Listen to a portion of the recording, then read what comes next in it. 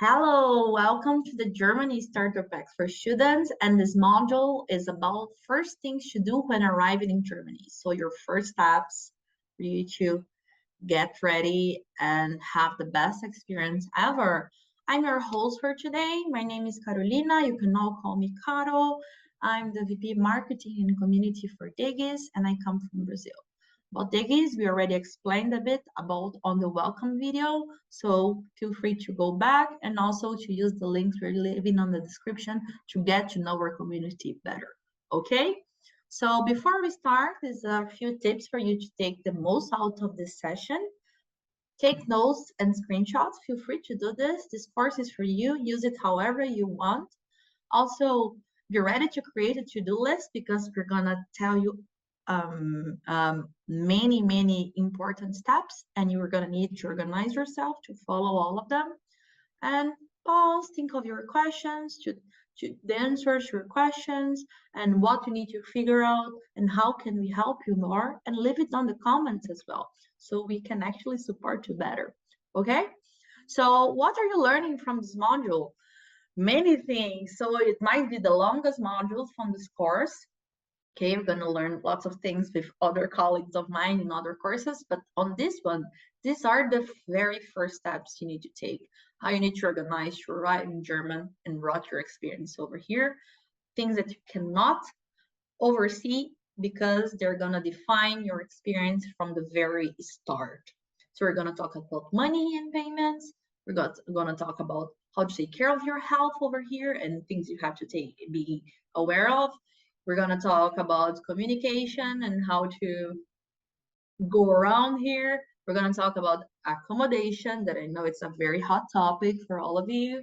We're going to talk about mobility, so how to move around in your city, around Germany and beyond. And we're going to finalize talking about legal taxes. That might sound boring, but it's really important. Don't miss this, okay? So first topic, how to make payments and how to use money in Germany. How does it work? I don't know if you heard this, but you're gonna have to prepare to pay things in cash. And for example, for me, it was quite a shock when I arrived because I used to pay everything by card back home. And here, actually, it's a cultural thing almost. There's a paying cash culture here in Germany, and very few places will take card unless you're going maybe to the supermarket or to the mall. They might take card, but if you're on the street, if you want to buy something, they might ask you to pay it in cash, and also in some official establishments and everything else. So get ready for this. Don't be scared. And when you arrive, that's what we advise you to do. Just bring some cash with you. Like you can bring it and some money in your bank account, of course, it's safer, but bring some cash, at least for your first payments. Maybe you need to take a cab, or maybe you need to take the train, and you're gonna need cash for this for sure. And a suggestion, never exchange it in airports because you're gonna pay just too many taxes. It's gonna be super expensive. You're gonna lose money. So if you can exchange money in your home country already with someone you trust and so on, but avoid at most to do this in airports. Really, it's gonna be just too expensive, and you can spend this money in other important things when you arrive. And also, it's important to know that ATMs are like very available everywhere. Everywhere you go, like every corner, you're gonna find ATMs, because it's like there's no way they're gonna ask you to pay in cash unless you can withdraw it, right? So if you're bringing your cash in your bank account and you're aware of the taxes you're gonna pay, because you always pay taxes to convert and to withdraw, then you can trust that you're gonna be able to withdraw it here everywhere in the cities. Okay, so this is important. And last thing, it's a tip, but apps like PayPal, for example, are getting popular because it's kind of a midterm between paying in cash and sharing your data with bank accounts, which is the main concern here in Germany. So it's worth it to know the app. If you don't, download it if you haven't yet, and it can help you a lot. It can save your life sometimes.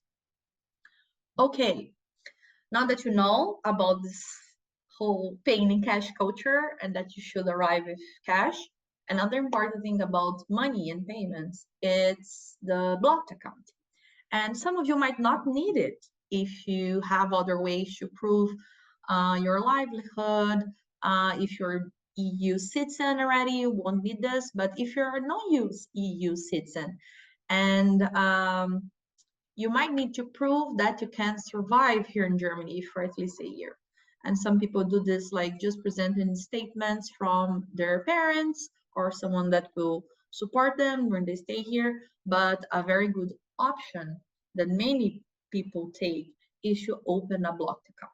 What is a blocked account? It's a bank account that you're gonna withdraw a full amount of 11,172 euros. This amount is going to be valid from January on, okay? Right now, until the end of this year, is a bit less, but it's going to increase to this amount, and you're going to deposit all of it, because this is the amount the German government understands you need to survive for a year as a student here in Germany.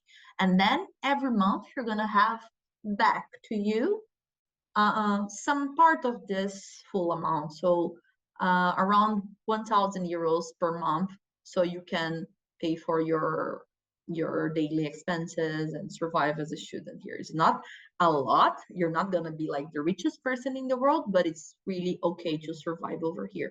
And this amount was adapted because of the inflation and because the living costs have risen in the past month and so on. And there are a few providers that you can look for already. The most famous ones are Expatrio, Fintiva, Coracle, and you can go to our website here, and then I'm gonna put here on the description as well. And you can read this article about doing this comparison about the service providers, so you can choose the best one for you, okay? It's very interesting that you already start thinking about this. If you need a visa to enter Germany, you have to open this blocked account from your home country already and make the deposits and everything. But if you are still yet to arrive here and you don't need a visa to enter Germany, you can just apply for the residence permit from here. Then you might open it here, but we advise that you just solve this as soon as you can, because it's just one step less, okay? Okay, so now that we talked about the blocked account, I'm gonna talk about a current account, like where you can actually move your money, make payments and everything else. And usually everyone has a bank account.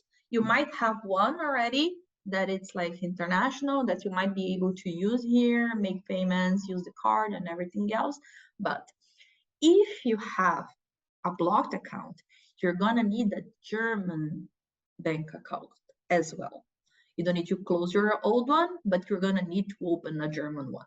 Why? Because to get your money back from the blocked account, it can only be deposited in a German bank account. Yeah, and it's where you're gonna get your allowance. And there are a few options. There are traditional banks, if you're into traditional banks like Deutsche Bank, Sparkasse. They have student accounts with lower taxes. It's good because it's very safe institutions and there are branches, so you can go there, you can talk to a manager if you need to and get some advice. So if you like this kind of option, there are a few options. The only thing is that they might ask you for a residence permit. So if you're an EU citizen and you're still on your way to get your residence permit, then you might have to wait until you have it. And sometimes you just cannot wait to get your money, right? To pay for your living expenses and so on. So just be aware of that. And another option are the digital banks. They're getting like more and more popular. They're widely used here, like N26, Tomorrow. There are many options, and they have low taxes too. And most of them only ask for your Anmeldung, which is the city registration. So you just need to have your first residence here, and then you can open an account. And they don't have branches, of course, everything is digital. You use the app, but there are also it's really well spread. If you like this option, you can also find it many options. Okay, so we passed this money and payment topic. You know that paying cash is very common over here. You need to open a blocked account to prove your your ability to live here if you're not an EU citizen. And for that, you also would need a bank account, a German bank account. And I hope you have all of this on the way.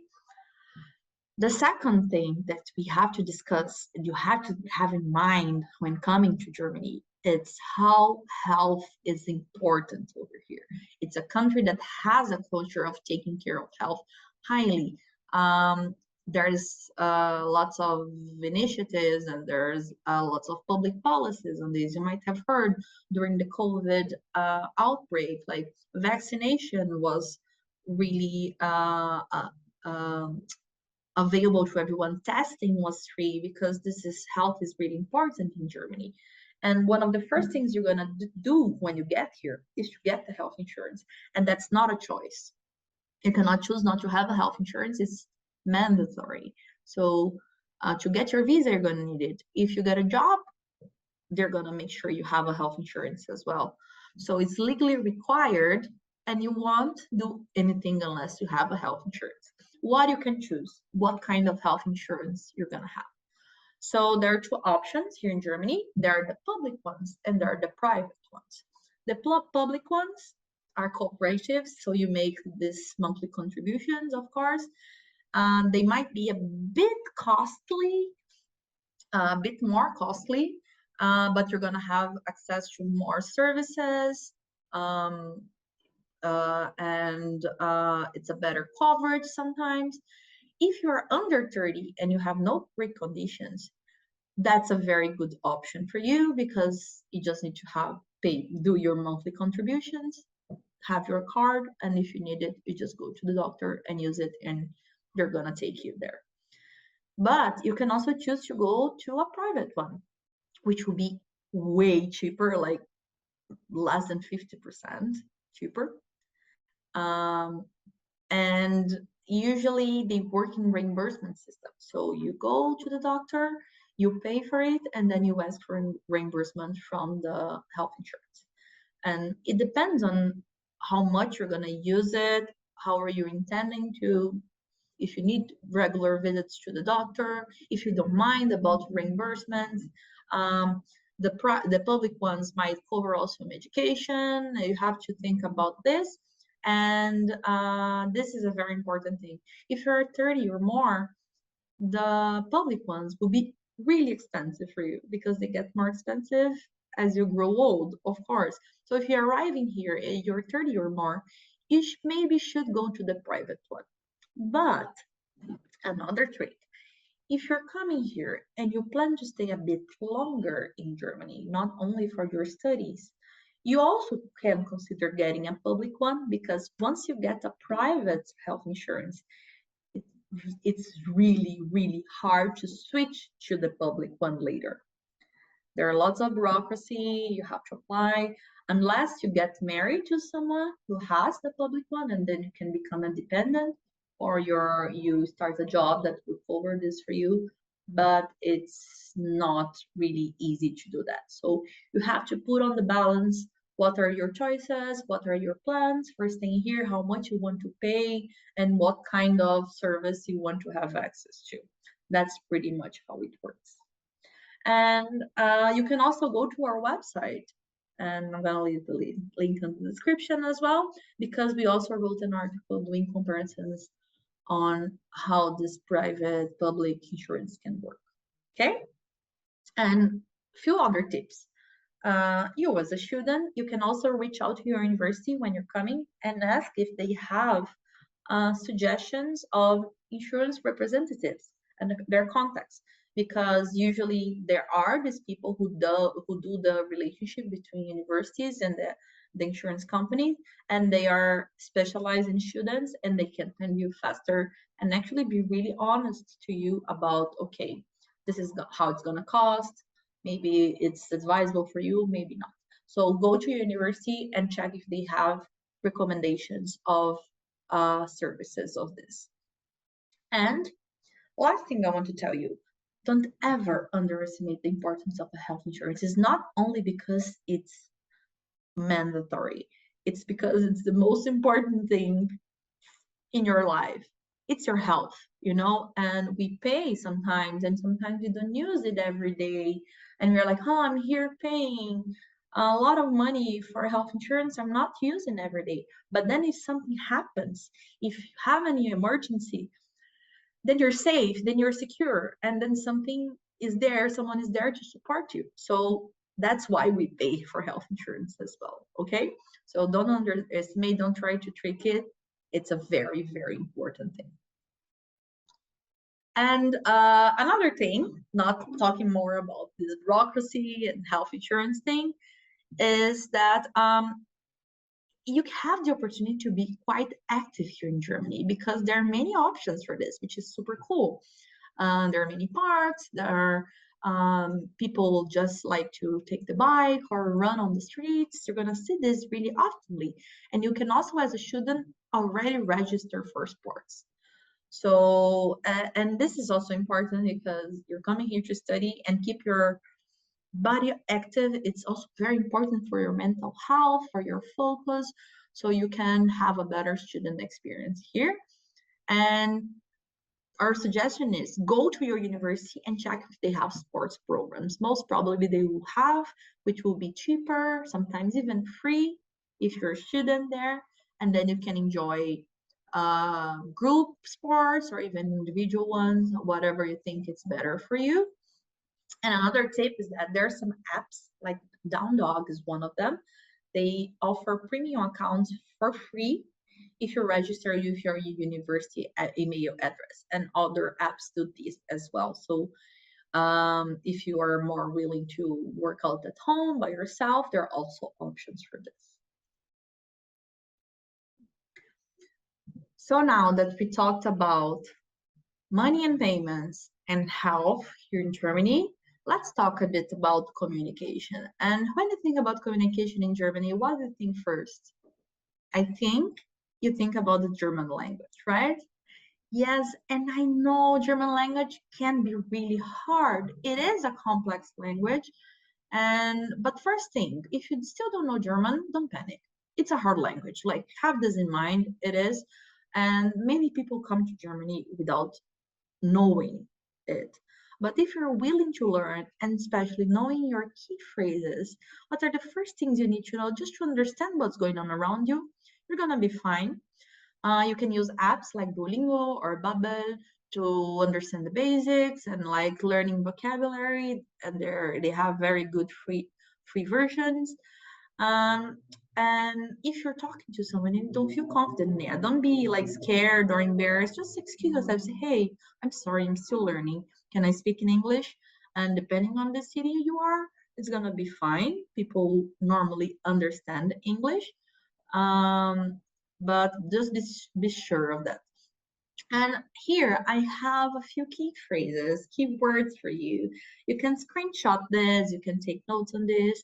So very nice things. I'm gonna just repeat them so you know how to pronunciate. So if you want to say yes, you say ja.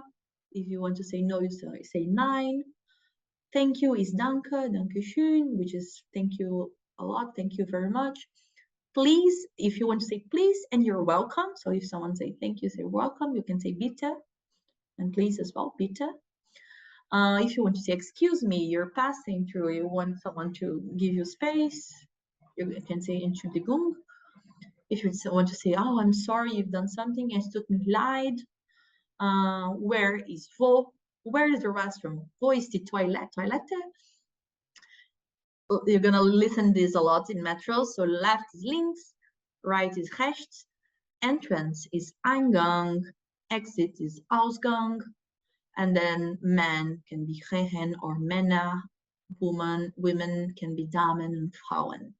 So these are a few words. There are, of course, thousands of others, but just for you to start and understand already what you can see around it. Let me know if you see any of these words on the street when you arrive. And then beyond the language, You have to communicate to people, right? And be here connected to the world. So you should buy a SIM card when you arrive here. I don't know if that's obvious, but it should, because it, it's very hard to move around in a foreign country without having access to internet and everything else. But also, many services in Germany, they will require you a phone number to text you on SMSs and things like this. And to confirm your identity, you might need a German number anyway. And the suggestion is hire a prepaid plan. So with your passport, you can do this. Just buy a prepaid plan, 10 euros, few gigabytes. There's Wi-Fi everywhere as well, so you can also rely on this. But what you can do later, after you have a residence permit, you can change to a paid plan. And there are a few companies like major ones. Usually they're more expensive, have longer contracts, they're harder to cancel, but they're more well established, have good coverage, are O2, Vodafone, or Telecom. But you can also find really cheap plans and monthly packages like Aldi Talk, Lido Connect, and others. Usually find them on supermarkets. So there are a few options for you. This is one thing that you should do on your first week here. Of course, you're gonna have to arrive here first, but don't leave here without internet or without being able to be reachable. It's important. Okay, we've went through 3 very important topics so far, and let's talk now about accommodation. I know this is a really hot topic. People get really stressed out about this, and it's hard. I'm not gonna lie to you, because many people are coming to Germany, and sometimes we don't have that many available flats, or it's a lot of competition for this. But that's why it's one of the most important things for you to worry about when moving here. Like, don't think it's gonna be easy. It's not, but we have a few tips for you right now. Don't panic. So first thing, you have to find where to live, right? Maybe you can arrive here and have someone to host you in the first day, so you can actually check places. Or maybe you can already start looking for when you're abroad, but have some things in mind. So finding accommodation is the most important step. It can be quite challenging, as I said. As a student, I strongly advise you to consider going to a student dormitory. It's usually the cheapest option, and usually you can set this out before you arrive here, and it's safe for you to do this. Just reach out to your university or to Studentenwerk, which is an organization that supports the students. And maybe you're gonna stay in a waiting list, so just do this as soon as you can. But you can also start asking yourself, because maybe you're like, I don't know, student dormitory, sharing a place with someone I don't know. But just ask yourself some questions. Do you have some restrictions for where you want to live? Do you have restrictions for budget? Because this is going to be really cheaper than the other options you're going to have. And how much open you are to share. Because this is also part of the student experience here, sharing flats. It's very common here in Germany because, as I said, it's not that easy to find your own place. And for you to find flats, if you're not going through this student dormitory way, there are a few other resources, and I'm going to put the links here too. But there are a few specialized portals. The most famous is DEGIS. There are also like Suche, ImmoScout, ImmoWelt, eBay. People use eBay a lot to announce flats. There are also Spot a Home and Wunder Flats, which are full furnished ones, a bit more expensive, but if you rent in advance, maybe you find good prices. And other tips are to join Facebook groups for internationals and flat share. There are tons of groups on Facebook for this means. Also, spread the word, let your colleagues, let your professor know that you're searching, put on Instagram every group that you are. And there's a new resource that it's not widely spread, but I know that for Berlin it works, and maybe for other cities too, are Telegram bots. So just search on Telegram for flats or Munich flats or Hamburg flats and check if they're bots. These bots, they will pretty much map when a flat gets available, and then you can apply right away. But be really fast with this, or you're gonna lose the opportunity. A few things to watch when looking for a flat, for looking for accommodation. Most probably you need what you call it Anmeldung. It's like 90%, 99% of chance that you need this. Anmeldung is the city registration, so it's the first thing you have to ask. Do you offer Anmeldung? Do you offer city registration? Because I need it. Otherwise, you're not going to be able to declare where you're living. You're going to have trouble, and you're not going to get your residence permit. All of this. And also ask what is included on the flat price. If they say it's kalt, which means cold, it's just a rent. So you're going to have to pay more things extra. But this is written warm, it might include other facilities like heating, energy, water, things like this. Just be sure of how much you're going to pay in the end, because you don't want to get caught in surprises. You might not have a very big budget, and it's very important. And another thing which is very important and sad for us to tell you is that there are lots of scammers, lots of people trying to take advantage on vulnerable international students, so please be aware of this. The rule is, if it's too good, it's probably not real. So be suspicious, ask around, never sign a contract or make payments without seeing the place and meeting who's renting. Like these things about, hey, here are the pictures, virtual tours, pay me the deposit and I'll send you the keys. This doesn't exist. It doesn't. It's a scam for sure. That's typical. I'm abroad, I'm in Netherlands, I'm in the US, I'll send you the keys by post. That's a scam. It's very known. And usually what they do is that they look for people who are looking for on this specialized websites, and then they email you, say, hey, you applied for my flat, you actually haven't, but they know you're looking for. And so they're gonna approach you by email. What you can do always, if you get an email of someone offering a flat, get this email address and Google it. If it's a scammer, most probably it's gonna be there. Someone is gonna have been like saying, okay, this person is a scammer, don't trust this person. So be really, really, really suspicious about things like this. Don't pay anything in advance. Really, it's sad for us to say that people are trying to trick international students, but it's true, unfortunately.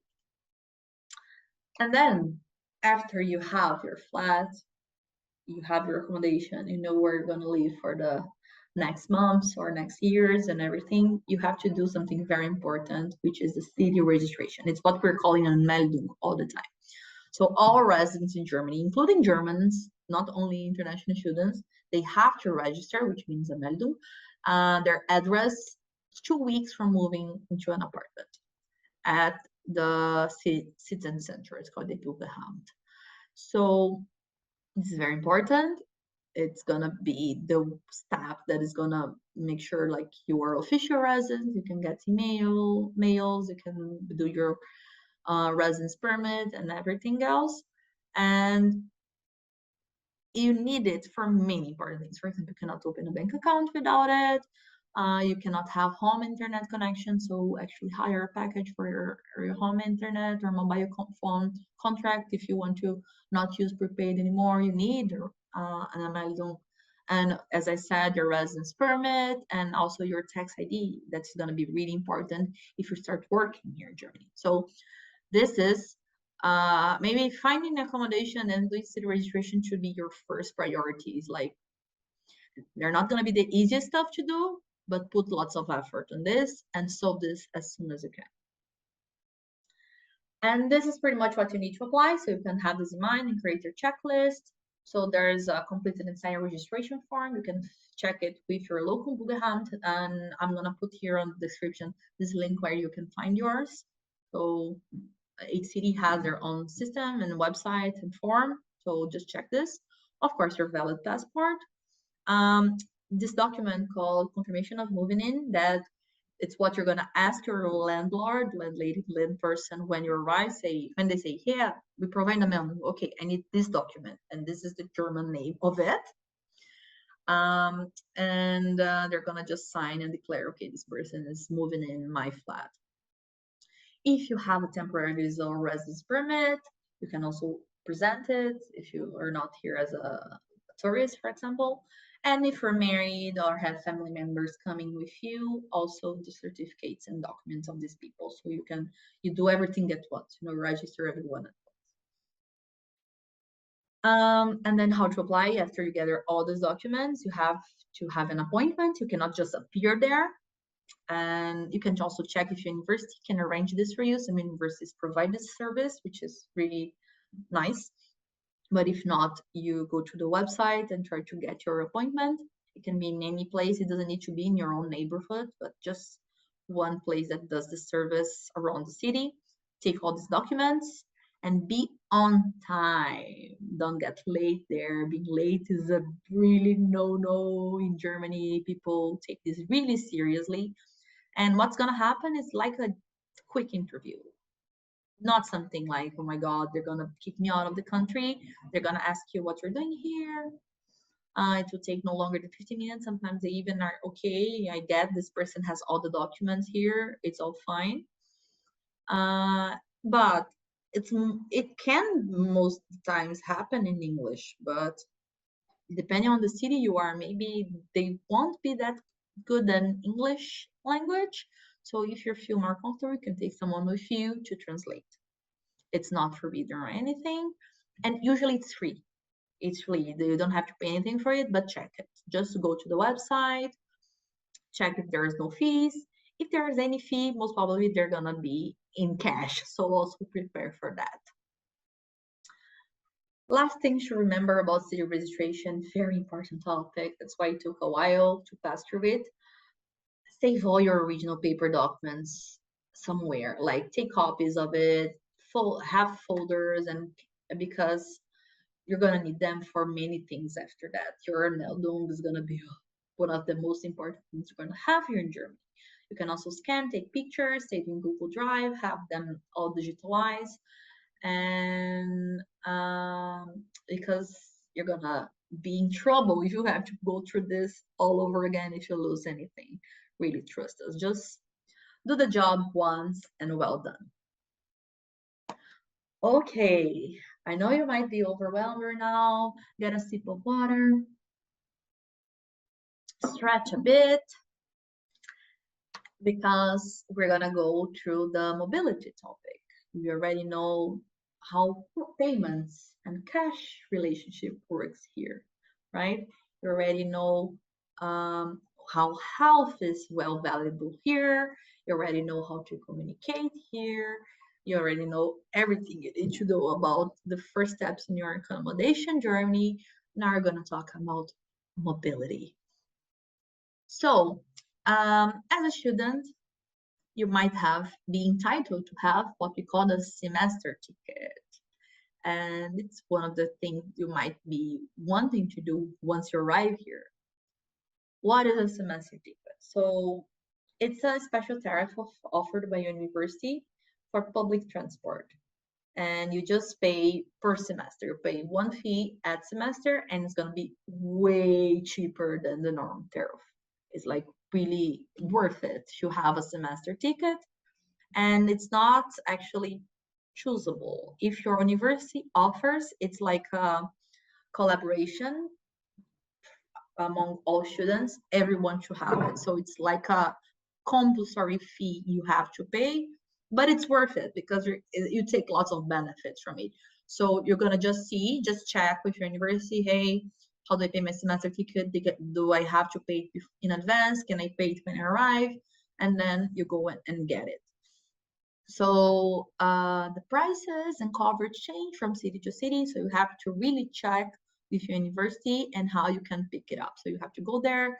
If it's a card, if it's a sticker on your student ID, It changes from one to another, but the important thing is that this is really good for you because public transport in Germany works really well, and you're gonna save lots of money knowing how to move around and having this semester ticket.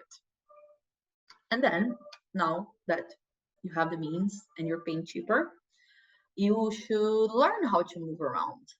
And as I said, public transport works well. Mobility is a very important topic for Germans, so usually cities work well in this regard as well. So it's considered quite good for public transport, for bikes as well, if you're willing to take your bike, and even for walking, it's quite safe. So you can use apps that we all know, like Google Maps. There's one very good called Movie that also works offline. But usually, local transport companies have their local apps, which might be more accurate in terms of times, if something gets canceled. So it's also really advisable for you to have this kind of apps available.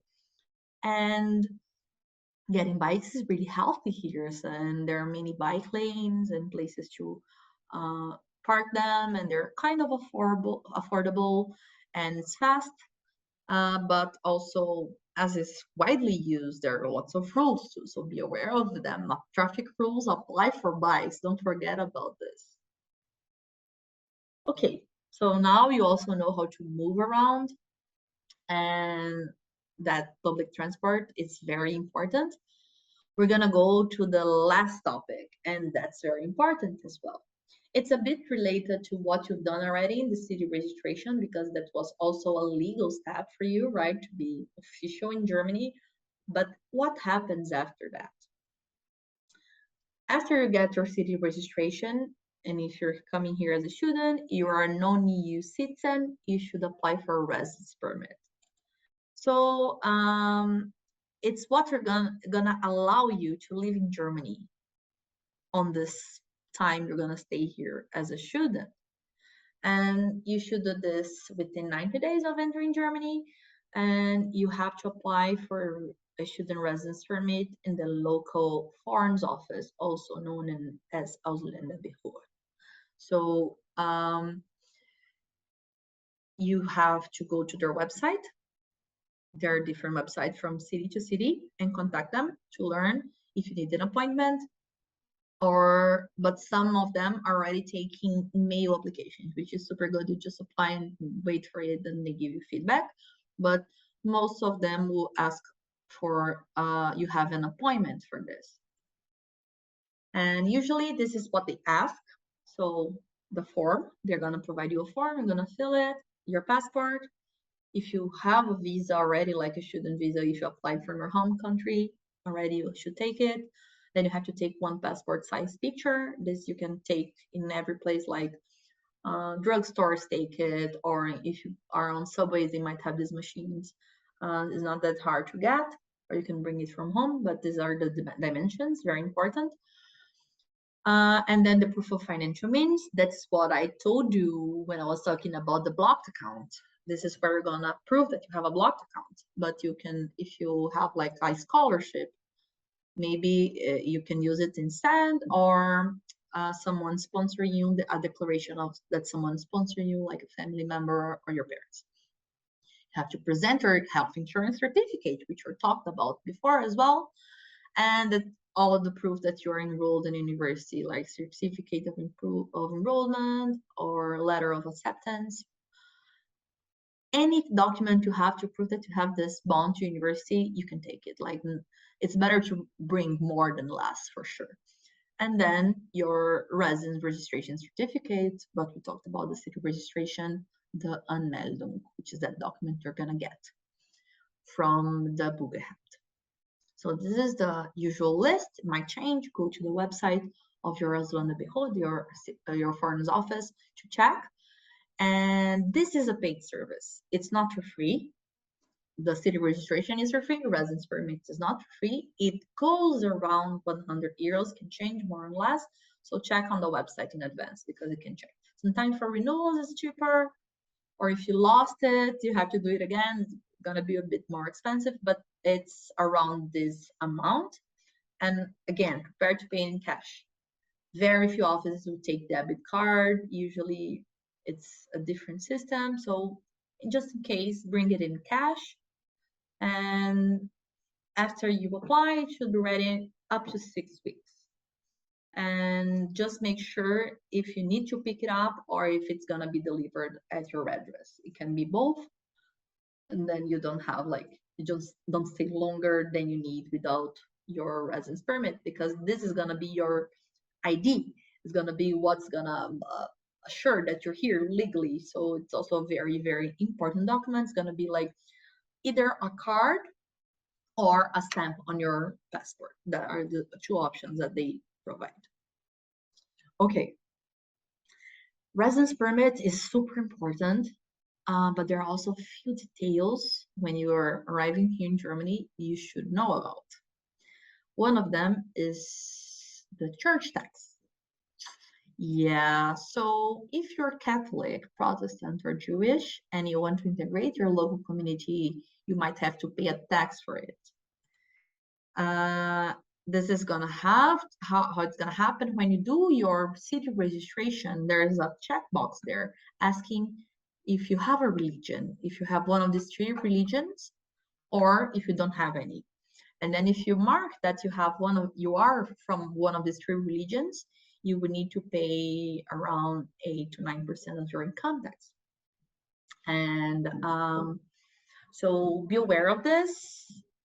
Be really conscious about what you're going to declare if you really want it. And like, for example, if you are willing to get married here or go to the mass and or join actually the community, have a relationship with this community, you might have to pay for it. But if you don't have a religion or you don't follow any of the ones that are listed, just check no, don't declare that you have a religion, and you don't need to pay a tax either. That's how it works. So be aware of this. It's going to be a very important step so you don't do anything wrong. And then another tax, then you're going to have to pay for this. There's no way of running from this, is what we call TV radio license. And what happens if you don't use TV or radio, even if you don't have a TV or radio, this is a mandatory tax. Every household has to pay. It's not an individual one, is per household. So you can share with your flatmates or check if, for example, if you're renting a warm rent, so if this is included on the taxes, on the full amount of the rent you're paying. But just be aware that if you do your registration, if you do Anmeldung, automatically they're gonna say, hey, this person needs to pay a TV radio license. But if someone else in your household is already paying, or if this is already included on your rent, you have to go to the website and declare that this is already being paid, and you don't have to be overcharged for this. And this is the website. I'm going to put it on the description as well. This is their version in English because, of course, many foreigners are applying every day for it.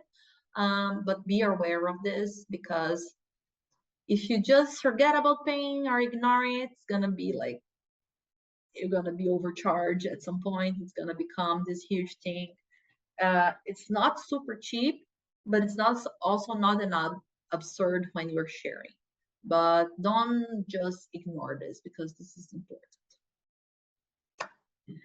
Okay, it has been a long journey here with us. We learned about many things. We learned about how planning payments work, how is the health system here, how to engage in communication, how to start looking for accommodation, how mobility works, and also legal and taxes information here in Germany. A lot of things. I hope you learned a lot. Leave it on the comments if you have more things. This course will be fully available to you until the end of semester. Watch this as many times you need, and like this video, please, if you enjoyed the module, and leave your feedback, other questions on the comments. Let us know how we can do better. And don't forget to follow DEGIS network in social media, so you don't miss any of our opportunities and events. So we're on Instagram, Facebook, LinkedIn, everywhere. Just be there with us. Okay? So thank you for watching, and have a nice journey in Germany. This was the first module of the German Starters Pack for Students for you. Bye-bye.